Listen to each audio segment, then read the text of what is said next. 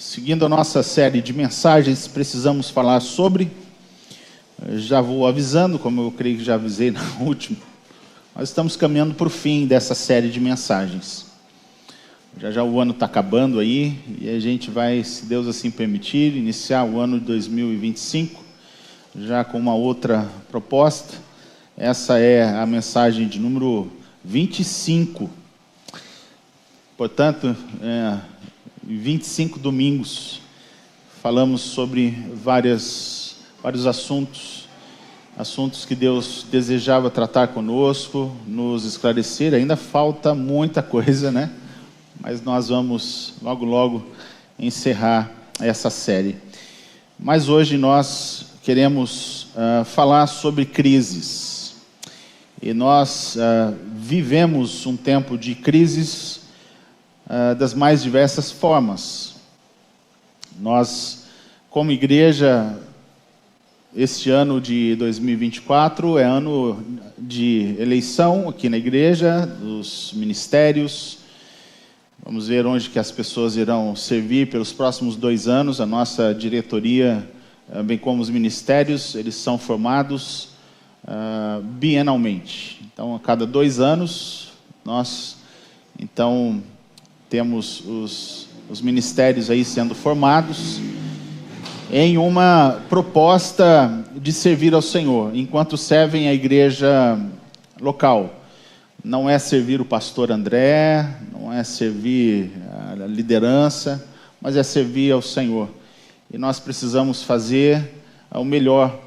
Então é também um tempo de reavaliarmos como temos servido ao Senhor. Mas não apenas isso, mas diante dessa proposta de servir ao Senhor, de servir a igreja local, como que nós, então, enfrentamos as crises pessoais, as nossas crises de ordem espiritual, as nossas crises de ordem emocional, psicológica, como que essas crises também afetam diretamente a maneira como nós servimos ao Senhor e como que a gente lida com isso. Porque enquanto se inicia uma nova proposta de servir ao Senhor, essa renovação, nós enfrentaremos também grandes lutas, grandes crises, individualmente, coletivamente, como igreja.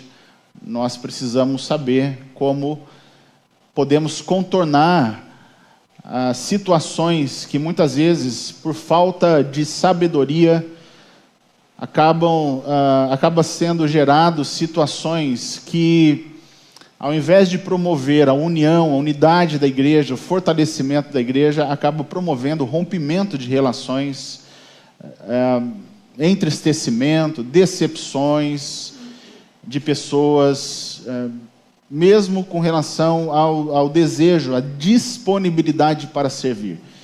Mas tudo isso mostra que nós temos muito que aprender sobre como enfrentar essas crises que todos nós temos, enquanto nós nos relacionamos com outras pessoas, ou mesmo com a maneira como a gente lida consigo mesmo. Como que a gente compreende essas coisas, o que a gente pensa, e na conversa com os nossos botões, como que a gente consegue lidar de forma madura com essas situações que vêm, quem sabe, para desestabilizar ou tentar desestabilizar a gente, enquanto desestabiliza a igreja, desestabiliza a liderança, e que o Senhor nos auxilie por meio desta mensagem também a saber como nos preparar para as demandas do serviço cristão, do serviço prestado ao Senhor. Mas a gente considera que falar sobre essas crises é expor certamente de forma aberta, né, as nossas fragilidades, as nossas carências. Porque, como disse, essas coisas vão evidenciando quem de fato nós somos. Não somos super-homens, não somos perfeitos. Nós somos totalmente dependentes de Deus enquanto propomos cumprir a vontade do Senhor. Não somos autossuficientes, não somos os donos da verdade. Tudo o que fazemos é certo, a nossa opinião é que precisa prevalecer. Não, de forma nenhuma, não podemos, não devemos passar essa imagem, porque é uma imagem falsa. Mas nós somos, sem dúvida nenhuma, totalmente dependentes do Senhor para o exercício da obra do Senhor. O Senhor nos chama, o Senhor nos capacita para isso, para que nós sejamos, então, capacitados, municiados em todos os sentidos, para que nós possamos fazer o que precisa ser feito. Então, Deus não chama aqueles que se acham invulneráveis, mas usa os fracos para manifestar, então, através da vida dessas pessoas, o poder dele. Então, enquanto nós servimos ao Senhor, por meio das nossas fraquezas, o Senhor revela o poder dele, o quanto ele usa vasos quebrados como eu e como você. E as coisas acontecem.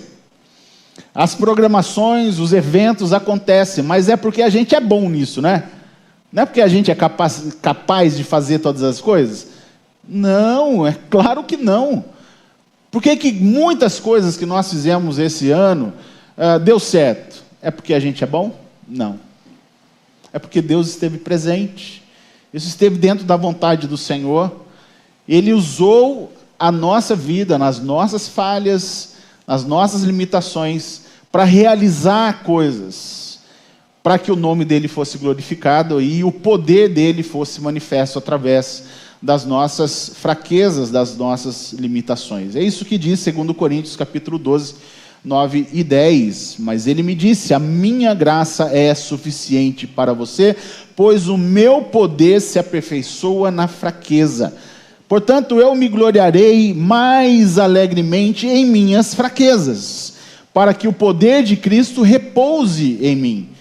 Por isso, por amor de Cristo, regozijo-me nas fraquezas, nos insultos, nas necessidades, nas perseguições, nas angústias, pois quando sou fraco é que sou forte. Deus agindo na vida de seres limitados, imperfeitos, como nós. Desde quando nós compreendemos que nós precisamos buscar em Deus a capacidade para o exercício da obra dele. Tudo vai ser sempre assim. Tudo que a igreja fizer nesse ano, ou nos próximos 2 anos, sempre serão feitos, realizados, em total consciência de dependência e submissão e obediência àquilo que Deus desejar para a nossa vida. Será que é isso que você pensa? Será que é isso que permeia a sua mente? Será que é isso que você entende ser de fato?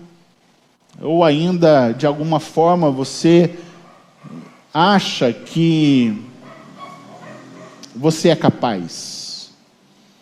Que as coisas, o seu ministério, o qual você lidera, só está de pé porque, se não fosse você, o negócio estaria lá embaixo. Isso é uma percepção equivocada.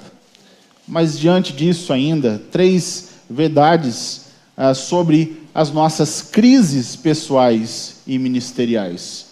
Primeiro, elas podem ser uma porta para o declínio espiritual, ou seja, esse afastamento de Deus, da obra do Senhor, desde que elas não sejam bem administradas. Então, quando a gente não sabe como lidar com as demandas do serviço cristão, nós podemos entrar numa ladeira abaixo no nosso relacionamento com Deus, na nossa proposta de servir ao Senhor e à igreja local. Não queremos que ninguém possa se afastar do serviço, porque o que a gente percebe às vezes? Tem uma situação que acontece enquanto pessoas estão se propondo a servir, um desentendimento, um pensamento divergente, e quando não se sabe como lidar com isso, a resposta que essas pessoas dão é o afastamento. Quer saber de uma coisa? Estou saindo. Como algumas pessoas fazem nos grupos. Simplesmente fulano de tal saiu. Opa, mas não, como é que não conseguiu lidar com algo? Porque grupo de WhatsApp, vocês devem saber como que é, né? Sabe como que é. Acontece uma coisa, um fala uma coisa, entende outra, e aí então a resposta que algumas pessoas dão, que é a mais simples, é fulano de tal saiu. Eita, pronto. Está resolvido. É assim que se resolve. É sair de perto, é deixar de conversar, é não resolver as coisas. É sair do grupo da igreja. E não lidar com coisas que precisam ser lidadas de forma madura. Então a gente encontra muito crente imaturo, porque não sabe lidar com essas situações. Então, isso acaba se tornando uma porta para o declínio espiritual. Segundo, muitos dos sofrimentos, ou dessas crises que nós experimentamos nas nossas vidas, seja pessoal ou ministerialmente, advém de motivações equivocadas e trabalhos não realizados com excelência para Deus. Ou seja, tem pessoas que querem fazer determinadas coisas com as motivações erradas. Eu quero estar no cargo tal para aparecer, porque ali eu vou ter um destaque. Começou errado. Porque quem serve na diretoria ou serve em algum outro ministério está em pé de igualdade. Porque somos todos servos. Todos servos. Não importa o que um faça, se a princípio possa parecer que tem um destaque maior. Eu quero participar do ministério de louvor, porque ali é onde então está em destaque, aparece na live, então ali, bibi, bobobó. Errado. Começou errado. Se começar desse jeito e não mudar, vai terminar errado. Todos nós somos servos e precisamos fazer as coisas com as motivações certas e fazer o que a gente se propõe a fazer com excelência. Vamos dar o melhor. É o que eu chamo de cultura da excelência. Tudo o que a gente for fazer, vamos nos propor a fazer o melhor. Ou será que Deus não merece ter o melhor da gente? Mas eu sou tão assim, eu não tenho tanta capacidade, não sei o que tem. Aí começa a dar um monte de desculpa e faz as coisas de qualquer jeito. Não, está errado. Vamos procurar fazer o melhor para Deus. Porque a igreja vai colher os frutos do trabalho para Deus, realizado para Deus, oferecido para Deus. A igreja vai se beneficiar com isso. Agora, por que eu devo fazer de qualquer jeito? De fazer de qualquer jeito é melhor do que não fazer. Será que é isso mesmo? Terceiro, elas podem nos fazer também, essas motivações, né? Essas crises pessoais e ministeriais, elas podem nos fazer crescer como crentes e como parte do corpo de Cristo, desde que os usemos como instrumentos divinos para gerar dependência e maturidade cristã. Aí é onde entra a questão de maturidade, a importância de maturidade para saber entender que as crises são instrumentos que Deus permite que enfrentemos para que a gente seja aperfeiçoado. Dá para os irmãos entenderem isso? Será que a gente consegue assimilar isso? Onde que as lutas, algo que nos faz sofrer de alguma forma, que tira algo da gente que nos é tão caro, a nossa paciência, faz com que a gente perca o sono, né? Eu estou perdendo o sono por causa de fulano de... meu amigo, vai catar coquinho. tem alguma coisa errada aí.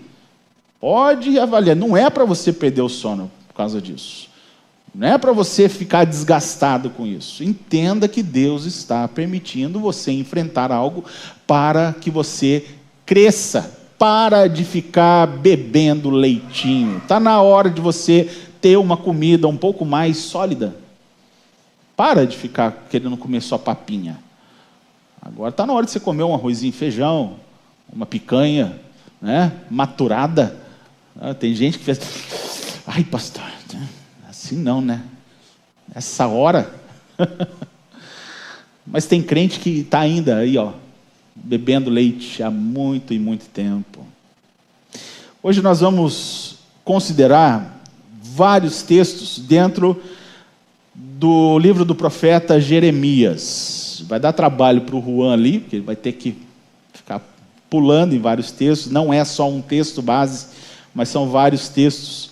Mas nós vamos ver por meio do livro do profeta Jeremias, a gente vai observar alguns detalhes específicos do chamado dele e do ministério dele, e como que Deus ajudou o profeta a ter uma visão correta, pessoal e ministerial, para enfrentar as adversidades.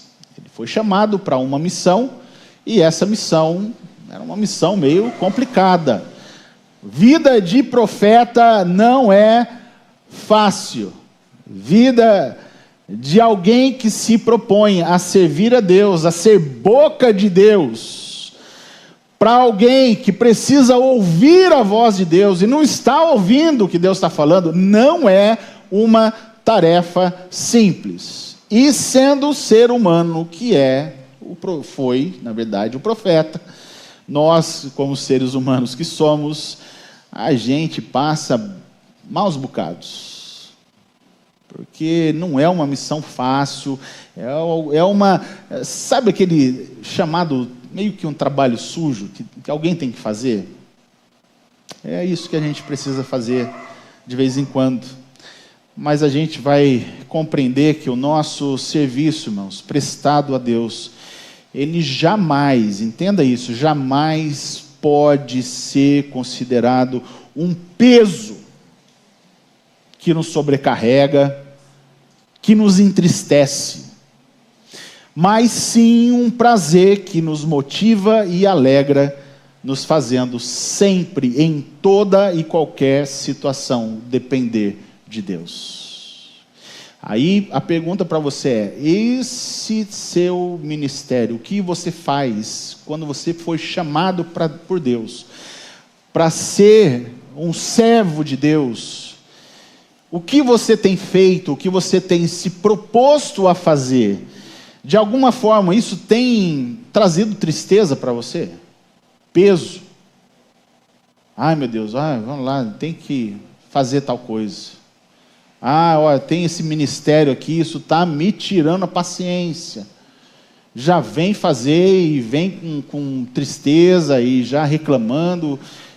Isso é bem complicado. Porque servir ao Senhor não pode ser um peso. Não pode ser nada difícil para a gente fazer. Porque o que Ele fez por nós não há comparação. Você precisa ser considerado um privilegiado por servir a Deus. Primeiro texto, Jeremias capítulo 1, versos 5 a 8. E depois os versos 18 e 19. Aqui vamos ver o chamado de Jeremias. Jeremias 1, 5 a 8. Os versículos que eu vou trabalhar primeiro são os versos 5 a 7. Diz assim: antes de formá-lo no ventre, eu o escolhia. Preste atenção nos detalhes do texto, tá, irmãos? Antes de você nascer, eu o separei e o designei profeta às nações. Agora o profeta fala: mas eu disse, soberano Senhor, eu não sei falar, pois ainda sou muito jovem. Aí o Senhor fala: o Senhor, porém, me disse, não diga que você é muito jovem, a todos a quem eu o enviar, você irá e dirá tudo o que eu ordenar a você. Prestaram atenção no texto? O que a gente percebe aqui? Em relação ao chamado de Jeremias, procurando, dentro dessa conversa, perguntar também para a gente qual é o espaço que Deus ocupa nas nossas agendas, ou na nossa agenda. Porque aqui é onde, então, Deus chama o profeta, conversa com o profeta, convoca o profeta, e ele parece não ter na sua agenda espaço para realizar o chamado de Deus para ele. Deus, deixa eu ver uma desculpa que eu posso dar. Estou velho demais. Já fiz o que eu tinha para fazer. Isso daí não é do meu perfil. Qual é a desculpa? Fazer isso tal dia não dá, por causa que eu tenho que assistir a novela das 8, das 9. Começa a dar um monte de desculpa. Quais são as desculpas? Deus tem ou não tem espaço na nossa agenda? Quando a gente olha, de fato, para o texto, nós vemos algumas coisas importantes. Acerca do próprio caráter de Deus. Quem é Deus? Como que Deus se apresenta no texto? O Deus soberano, o Deus que sabe todas as coisas, o Deus presciente, o Deus que conhecia tudo antes que tudo mesmo existisse.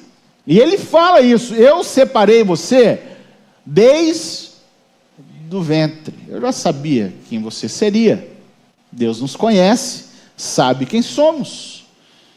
Então essa compreensão acerca de quem Deus é, da sua soberania, desse controle total, absoluto de todas as coisas, mesmo tendo controle total e absoluto, Deus deseja chamar pessoas como nós para realizar os planos dele. Ele poderia fazer isso, ou mesmo convocar anjos para fazer essa obra, mas ele chamou pessoas como eu e como você. Você não se vê como um privilegiado de ter sido eleito, separado por Deus para essa missão? E aí simplesmente eu falo assim: Deus, chama outro, eu não tenho condições de ir, não sou capacitado, não sei falar, gaguejo demais, não sei falar em público, não tenho... E aí, quais são? Quais são as desculpas? Porque todas essas qualidades de Deus que é apresentado aqui, e o profeta mesmo fala: soberano Senhor. Mesmo isso não é suficiente para motivar o profeta a falar: eis-me aqui. Lembra quando Isaías foi chamado? Deus está falando assim: está acontecendo isso, a quem eu enviarei? E aí o profeta: eis-me aqui, envia-me a mim. Ou se fosse eu ou você no lugar dele, assim: eis o Silvan, envia ele. Olha só, é muito mais bonito que eu, é muito mais capacitado, ele tem mais condições, ele tem tempo livre. O fulano de tal lá está aposentado já não tem trabalho, os filhos já estão tudo grande, pode fazer algo que eu, na minha condição, não tenho mais condições de fazer. Que ele faça. Eu só vou na igreja domingo à noite, domingo de manhã, ou só na quarta-feira. É suficiente. Não exija mais de mim, não tem condições. E aí nós passamos a entender como que a obra de Deus precisa ser vista diante do chamado de Deus. Ou seja, a obra de Deus, ela não é uma inserção involuntária, forçada num campo de abandono absoluto, de isolamento, como se Deus simplesmente nos colocasse lá, nos deixasse completamente perdidos, sem direção, sem orientação e sem provisão. Pessoal, vai lá, faz o negócio. Mas por que eu tenho que fazer? Se vira. Não, não é isso. Ele vai falar conosco. Ele vai prover os instrumentos necessários para executar a sua obra. Ele vai capacitar aqueles a quem Ele chamar. Então, a partir dessa compreensão, a gente já começa a perceber que desculpa, que justificativa não cabe. Ah, eu não sou capacitado. Não, eu sei que você não é, mas eu estou chamando você. Eu que vou capacitar você. E é interessante, a gente parece que não consegue compreender que o serviço prestado a Deus é uma forma de sermos aperfeiçoados por Deus enquanto nos envolvemos na obra dele. Deus não está chamando capacitado, Ele está propondo capacitar aqueles que são chamados. É só o que Ele precisa que a pessoa se disponha nas mãos dele para serem usadas, lapidadas, municiadas de tudo aquilo que é necessário para executar a sua obra. Então Deus vai se apresentando, como é no verso 8, 1:8, e Ele diz assim, olha, não tenha medo deles, pois eu estou com você para protegê-lo, diz o Senhor. Quais são os desafios? Eu vou enfrentar isso, esse tipo de pessoa, com esse tipo de perfil, né? Se eu for confrontar ele, o que ele pode fazer? Não tenha medo de ninguém, só vai, eu vou proteger você, cara. Não vai acontecer nada porque eu estou com você. Deus é o Deus que protege, Deus é o Deus que fortalece. Quem Ele chama, Ele não vai abandonar. Mas isso quer dizer que os inimigos então não vão se levantar? Não, quer dizer que eles vão se levantar. É uma certeza que teremos oposições. Não seremos bem aceitos 100%. Então teremos inimigos, contrários, procurando destruir a nossa vida e a mensagem que temos para transmitir. Os inimigos vão ser incansáveis, implacáveis, mas não podemos temer, porque Deus, o Senhor dos exércitos, está conosco. O Deus dos exércitos está à nossa frente. Maior é o que está em nós do que o que está no mundo. Ele é o nosso general. Ele vai, a vitória já é certa.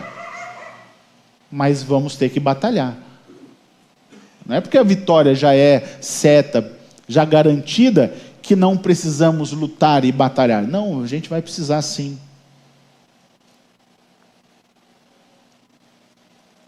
Nos versos 18 e 19, Deus fala para o profeta: e hoje eu faço de você uma cidade fortificada, uma coluna de ferro e um muro de bronze, contra toda a terra, contra os reis de Judá, os seus oficiais, seus sacerdotes e o povo da terra. Eles lutarão contra você, mas não vencerão, pois eu estou com você e o protegerei, diz o Senhor.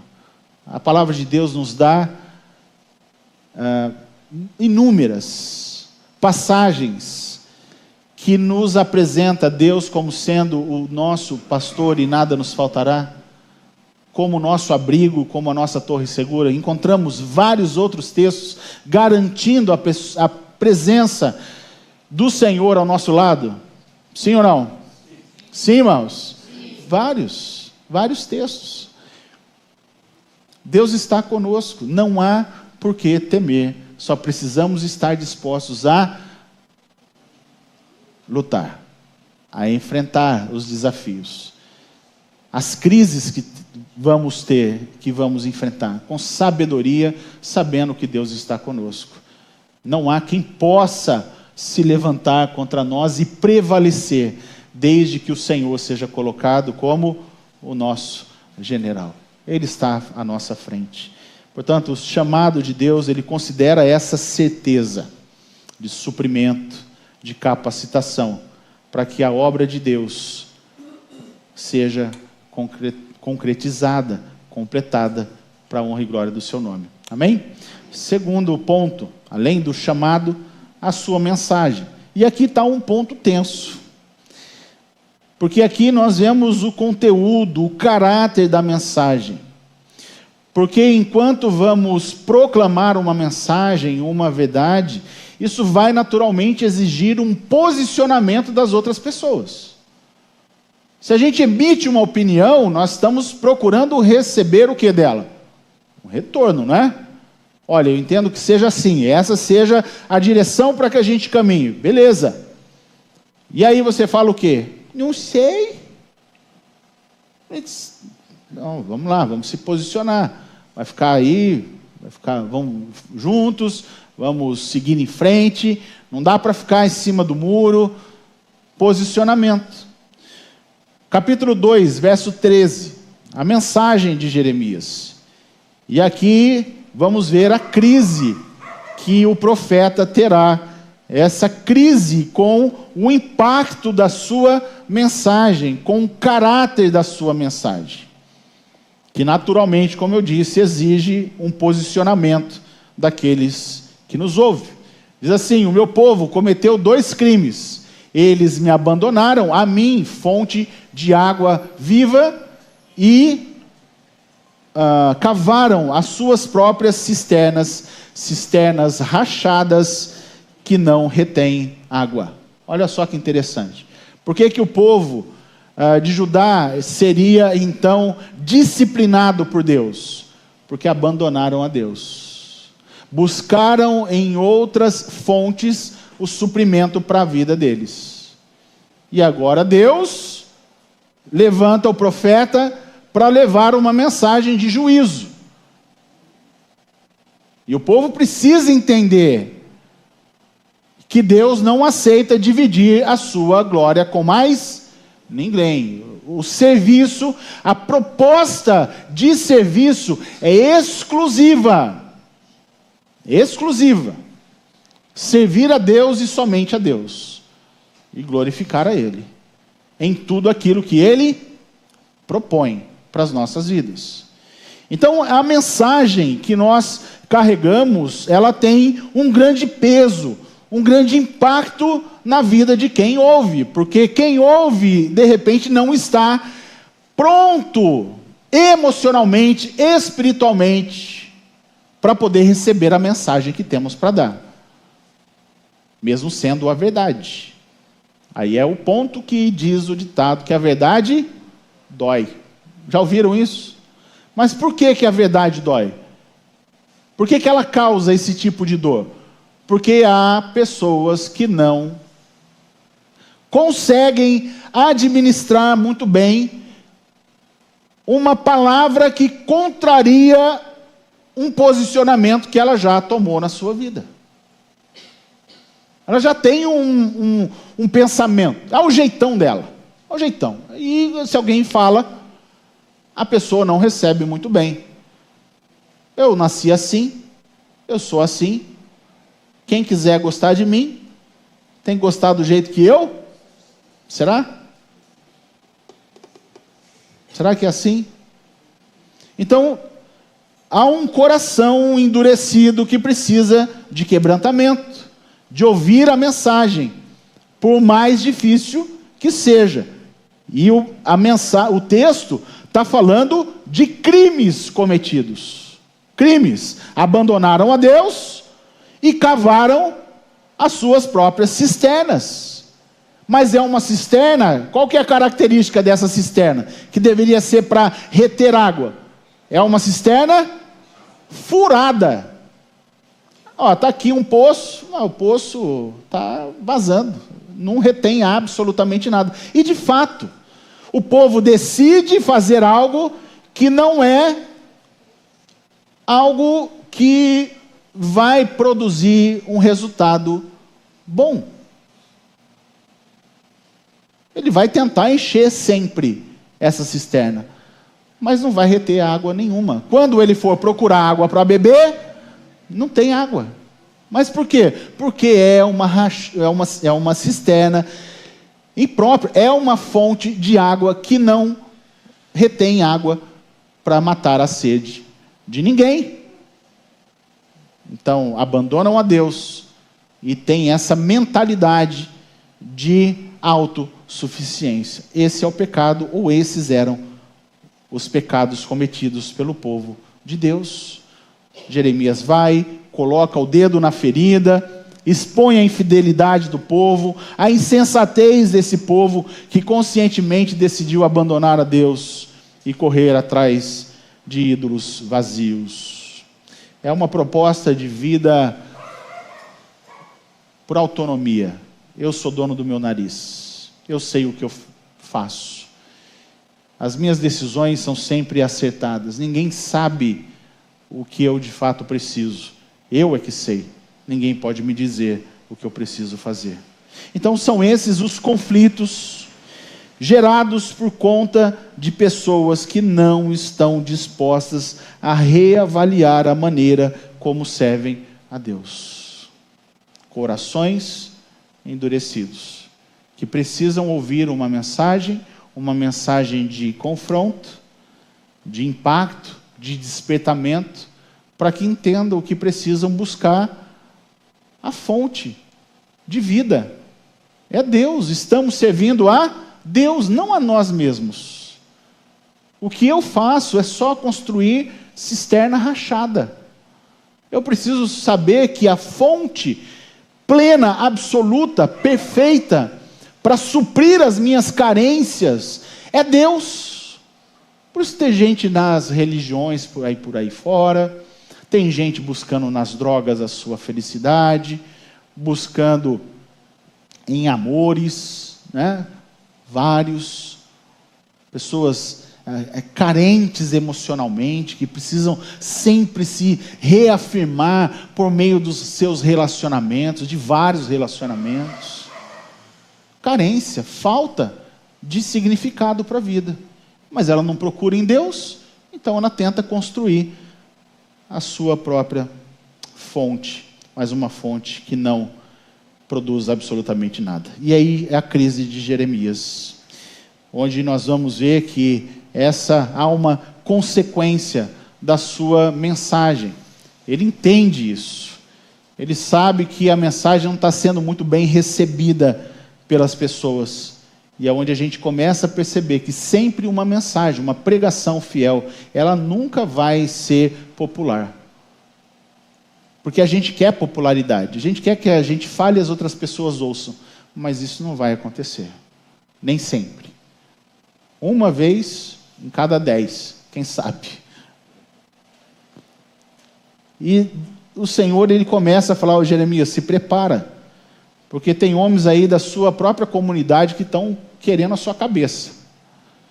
Jeremias 11, 18 e 19. É a nossa crise, a crise do profeta. Começa a ser então percebida quando a gente percebe que tem pessoas que não querem o nosso bem, ou não estão conosco. Olha só, fiquei sabendo, porque o Senhor me revelou, tu me mostraste o que eles estavam fazendo. Eu era como um cordeiro manso levado ao matadouro. Não tinha percebido que tramavam contra mim, dizendo: destruamos a árvore e a sua seiva. Vamos cortá-lo da terra dos viventes, para que o seu nome não seja mais lembrado. Percebem? Outras pessoas querendo o mal dele. E isso começa a afetá-lo emocionalmente.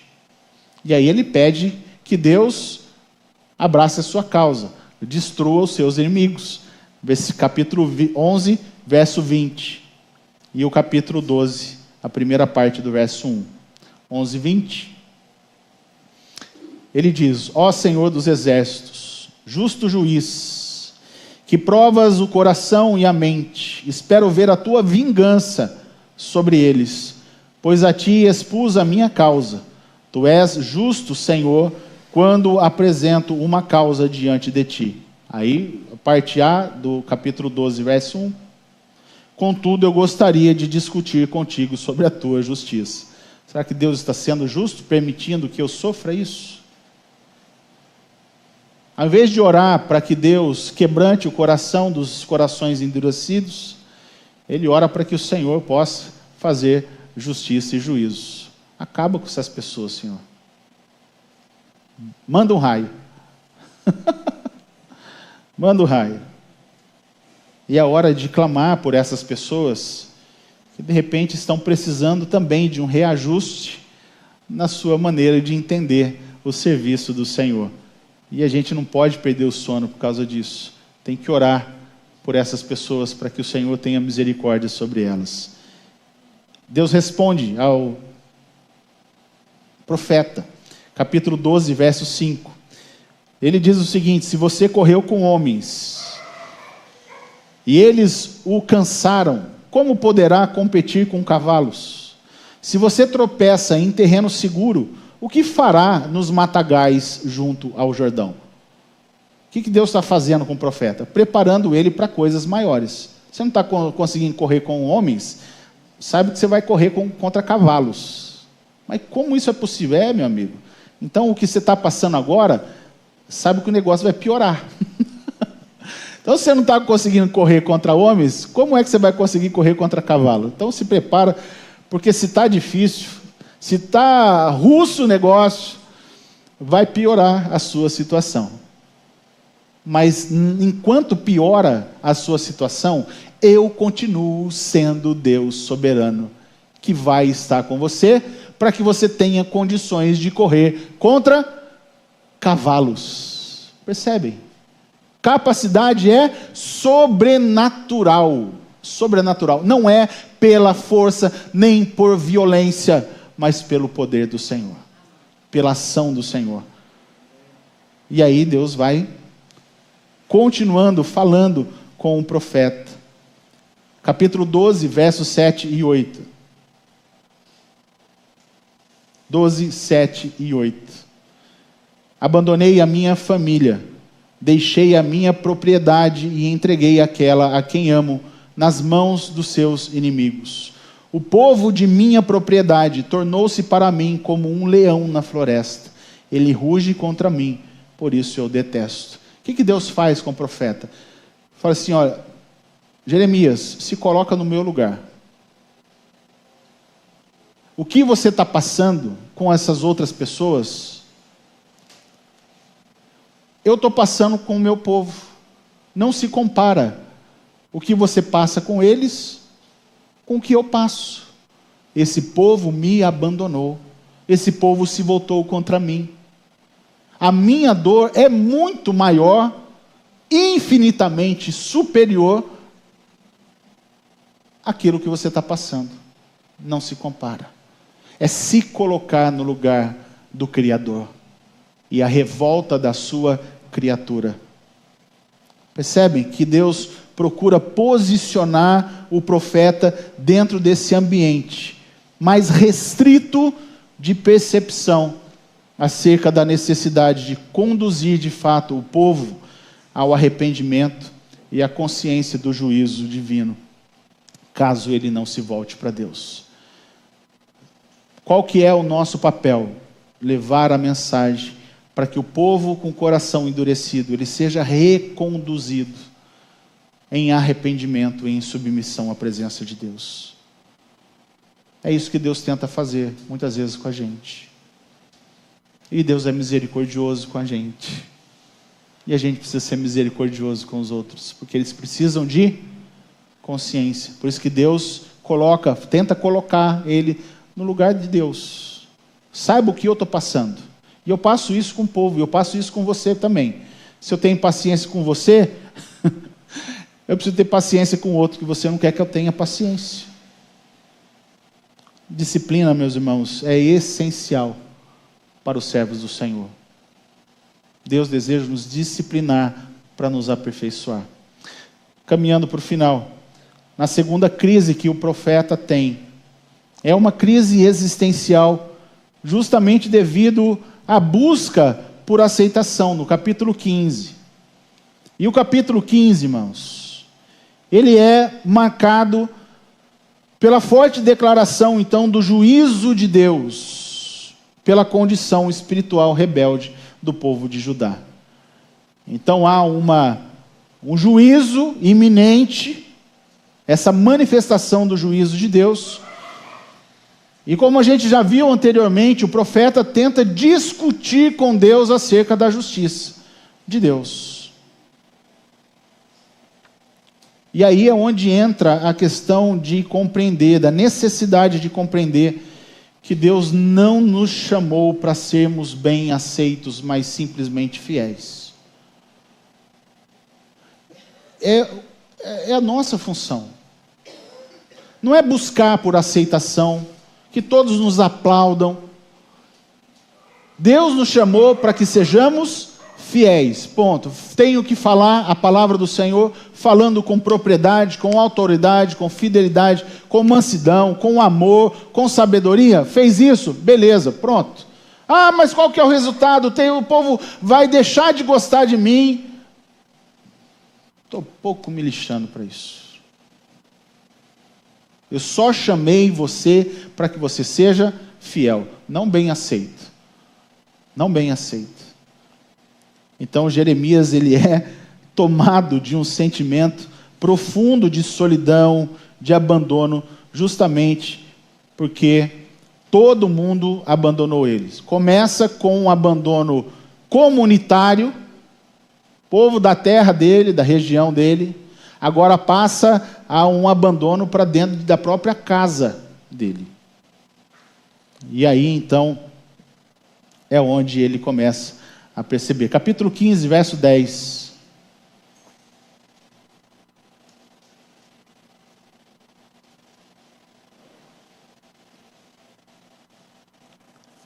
Ai de mim, minha mãe, por me haver dado a luz, pois sou um homem em luta e em contenda com a terra toda.